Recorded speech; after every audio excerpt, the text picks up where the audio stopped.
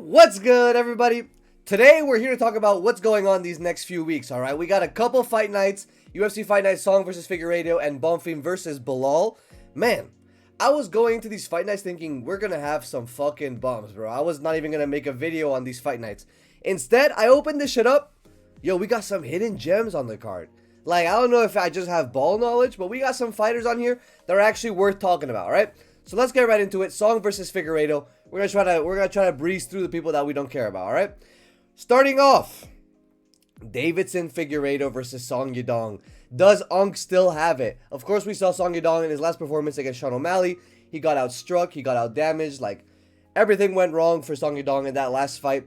But it was a showiness of how tough he is, how durable he is, and against a guy in Davidson Figueiredo whose only real chance is a submission. You know, he's super old now. I don't know how old he is. He's got to be like 38 at this point.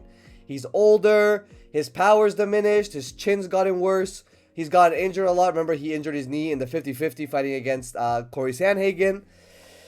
I favor Song Yadong really heavily in this matchup. He's got the youth. He's got the explosiveness. We saw that he could take Sean O'Malley power. Of course, I don't think he even got dropped in that fight. He's got the height advantage. In the cage, he's going to be the bigger guy overall. And this is just a point where I have to pay against Davidson because of his age. If this was prime Figgy, prime, Brandon Moreno trilogy or tetralogy, I think it was, I'd probably pick Davidson. But at this point in his career, it hurts. It hurts to say I got to go against Davidson, man. I got to do it, bro. We're going to pick some unks on here, but Davidson's not one of them, all right? Next fight, Zhang Mingyang versus Alonzo Menifield. Now, yes, Zhang Mingyang got horribly fucking fraud checked by by fucking Johnny Walker of all people in his hometown in China in the main event. That was tragic, bro. That was just an insane performance from Johnny Walker. How the fuck did he just neutralize Zhang Mingyang with 2 kicks? Can Alonzo do the same thing? Will Zhang just like completely fail to adapt? I don't think so. You look at Alonzo Menifield's time in the UFC. He's been in the UFC forever, bro. This guy's been in the UFC since like fucking 2018 or 2017. But the people he's lost to, like Devin Clark, Ovince St. Preux, fucking like Volkan Oezdemir in his last fight. I think he just got KO'd. Man, he's had some okay losses. Of course, Azamat Murzakanov, the GOAT, the professional. That's not a bad loss to have. Carlos Ulberg, of course, the champion right now, our favorite paper champion. But man, I think Zhang Mingyang got fluked by Johnny Walker, and this is going to be a comeback fight for him. He's going to knock him out. It's going to be like first round, second round knockout. He got this shit, all right? I think Zhang Mingyang by second round knockout, all right? Since this is a 3-rounder, I put second round. If this was a 5-rounder, I'd probably lean towards Alonzo because I haven't seen Zhang in many 5-round events, all right? Going back to the first fight, Song Yadong versus Davidson, I'm going Song by decision, by the way. All right? Next fight, Sergey Pavlovich. Man, our favorite Russian blob versus Taliesin Teixeira. This is interesting because 6'7". Oh my god. Do you guys remember the last guy that Sergey fought that was 6'7"? That's right. That was motherfucking... Oh shit, what's his name? Fucking Volkov. Man. That was another Russian, Volkov. They used to be homies.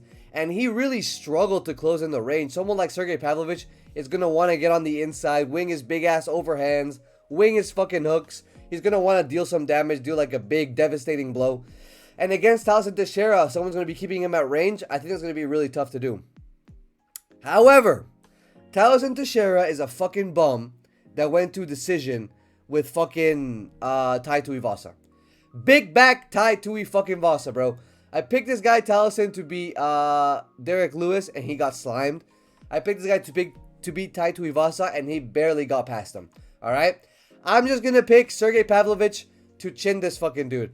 And I just hope that Sergey can get his mojo back. You know, he's been on a little bit of a skid recently, because even the fights he wins, it seems like he's just scared to trade. Ever since the Tom Aspinall fight, the impression I get is that he's straight to trade. He's like scared to trade with his opponents.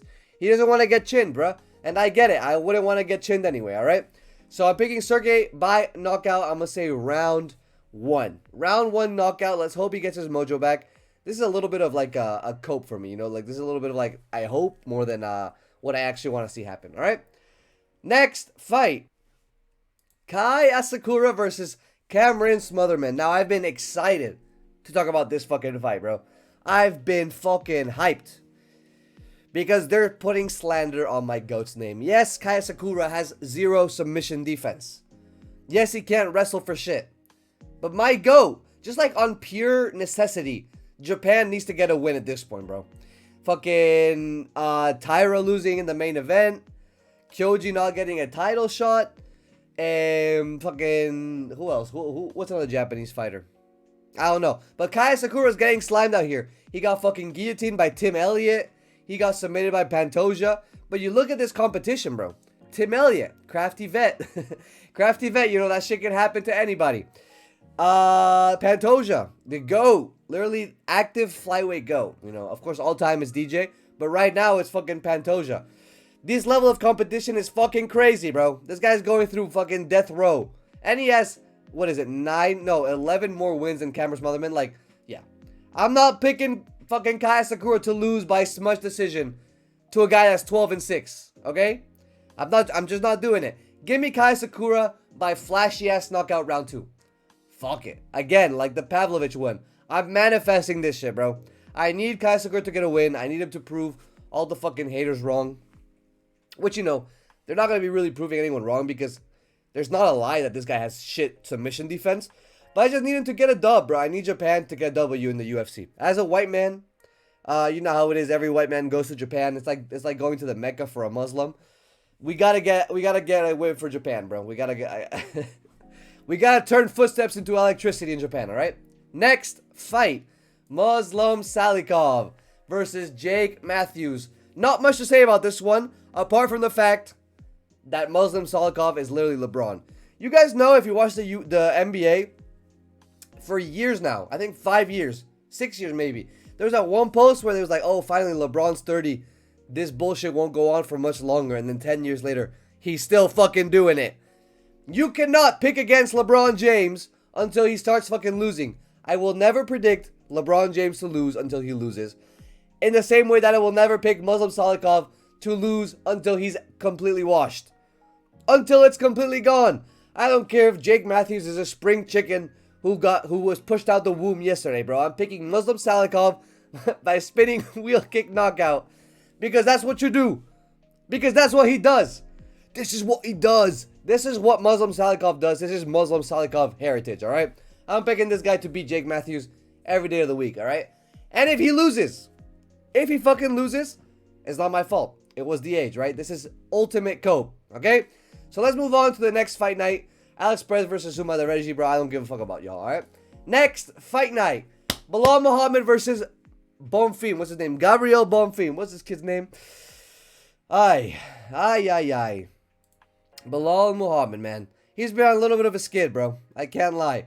But JDM and Ian Gary back-to-back, two, like, kind of competitive fights. That's not bad. That's not bad. Like, that's not a bad competition. He's still not super old. I think he's like 36 or 37. Gabriel Bonfim, of course, he's a little bit younger. I believe Bonfim is not even in his 30s yet. 19-1. Excellent record. Got into UFC. Is looking great. Had wins over fucking... Who did he win about? Giles, I think. Williams. Thompson. Got Randy Brown recently. I'm picking Bilal to win, bro. I'm picking Bilal to put on a Bilal masterclass. 5 rounds. Smudge decision. Everyone watching this shit is going to turn their phone off during the Bilal Muhammad fight. And then come back to a decision win from the GOAT, alright? Bilal Muhammad is going to win this shit because this guy lost to Nicholas Dalby. Alright? Gabriel Bonfim lost to Nicholas Dalby like 3 years ago. Brother, how are you losing to Nicholas Dalby at your grown age? You were 15-0 when you fought this fucking guy and you lost. Nah, there's no way. There's actually no way. He just never fought anyone that's good enough for me to pick him. Right? His best win is now Randy Brown. Old-ass Stephen Thompson that he low-key robbed. Low-key robbed Stephen Thompson's fucking split decision. Yeah, man, I don't give a fuck. Give me Bilal Muhammad by decision. Next fight. What the fuck is going on with this matchup? Why is Brendan Allen, that just cooked RDR bad, just got RDR the worst we've ever seen him go, literally made Buddy quit on the stool. Why is this guy fighting 16-5 Edmund Shabazian? Are we dead ass? This guy's not even fucking ranked. Bro, this guy is on a, like, okay, you're on a 3-fight win streaks. Congratulations. You got fucking Dylan Budka, whoever the fuck that is. You got fucking Andre Petrosky. I know who that is. He's Loki Chinny and you decision him, right? And you got Andre Muniz. That's all right. You know, it's all right. But Brendan Allen? What's he ranked right now? What's Brendan Allen ranked right now? Where's his rankings? Number 4 ranked Brendan Allen versus Edmund Shabazian. On a win. Not even on a loss. Why is this guy fighting Brendan Allen? Like, it actually makes no sense. I don't understand. Brendan Allen has won his last 2 against Reiner the Ritter and Marvin Vettori. Yes, he won a shit-ass losing streak before, but he's doing good, bro. I don't understand what the matchmakers are doing. I don't understand what the logic is. Before that, he lost to 3 elite fighters in Imavov, Hernandez, and Braille. Like, he just went through death's row to get to fucking Edmund Shabazian. Like, I don't even know. Give me fucking Brendan Allen to win this fight by fucking submission, bro. Submission, round 2. Round 1 is a feel-out process. Round 2, he gets on the back, gets the rear naked choke, alright? Next fight. Bryce Mitchell, brother. Bryce Mitchell versus Victor Henry. This is a little bit of a similar situation where I feel like Bryce Mitchell's last opponent was better than Victor Henry. Who did he fight? I think he fought Said Nurmagomedov in his last fight. Did he submit him? Or did he get a decision over him? Whatever it was, Said is way better than fucking Victor Henry, bro. This guy, Victor Henry, he's fought. Who's he fought? Basharat. He's fought Rafael Assunção, Raoni Barcelos. Oh, he got a win over Raoni Barcelos. Whoa! This guy beat Barcelos in 2022? Hold on now. Alright, no, Barcelos is actually pretty good. But that's not changing my pick. I'm picking Bryce Mitchell to win this by submission, alright? Same as the last fight. He's going to get on the back. He's going to get maybe on some sort of leg entanglement. He could get to maybe some sort of front headlock choke. We saw Charles Jourdain choke out Victor Henry. This could be a little crafty little matchup. I didn't know Victor Henry had it like that, bro. Win over Raoni in 2022 is actually low-key elite. Who else has this guy fought? He beat Kyler Phillips. He beat fucking... Oh, Kyler Phillips, he wasn't even in the UFC then. Wow. That's crazy. He beat fucking... That's it. Alright, bro. Raoni Barcelos is only good win the UFC. You're fucking cooked, buddy. You're getting submitted by Bryce Mitchell. You are forever condemned to be a 1-on-1 fighter. Alright? Bryce is going to be the way bigger fighter. He's going to be stronger. Better submission game. Fuck, it might even be better on the feet. I haven't seen no Victor Henry highlights, but... Yeah, man. Give me Bryce Mitchell by submission round 2. Next fight. And I've been waiting to talk about this shit. The last fight we're going to talk about today. Iwo Baranowski versus Billy Alakana. Boy, oh boy. This fucking fight. Iwo, please slime Billy Alakana out. Please, I beg of you. This guy comes into the UFC, has a crazy fight with Ibo Aslam, I believe his name was, the Turkish guy. Everyone gets like 2 knockdowns apiece. You get a knockdown. You get a knockdown on some Oprah shit. And now he's fighting Billy Alakana. You're cooked. Like, Alakana is like beyond cooked. This guy, Iwo, he's gonna go far, man. He's Polish. You guys know I love my Polish fighters. He has great power, great durability. We saw his heart in that 1 round. Give me Iwo by knockout, bro. Round 1. I don't give a fuck if he's 3 inches taller, bro. Or he has a 3.5 reach advantage. I don't give a fuck. I don't give a single fuck, bro. Iwo gets this shit done. I have a Polish friend that I met in South Korea. Shout out to her. Bro, every time I see something Polish on my Instagram feed, I just be sending her that shit. I send her like 13 Polish reels a day. When he wins or when he's walking out, I'm going to be texting him. I'll be like, bro, Iwo's walking out. He's the GOAT. Last time I did that, I forget who it was with. Our Polish guy got, it was Mateusz Rembecki. Mateusz Rembecki got fucking slammed out. That shit was so tragic to watch. I was crying, bro. I was dead ass crying, alright? Next fight.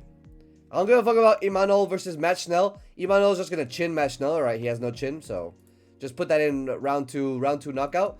But this is a fight I'm actually happy for. Oh. Marcus McGlee versus Jakub Wilacz. Now, I know I just said that I love Poland and I love Polish fighters.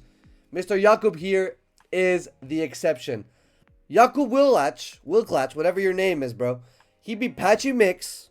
Shit ass win. We know this guy cannot wrestle cannot fucking strike for shit.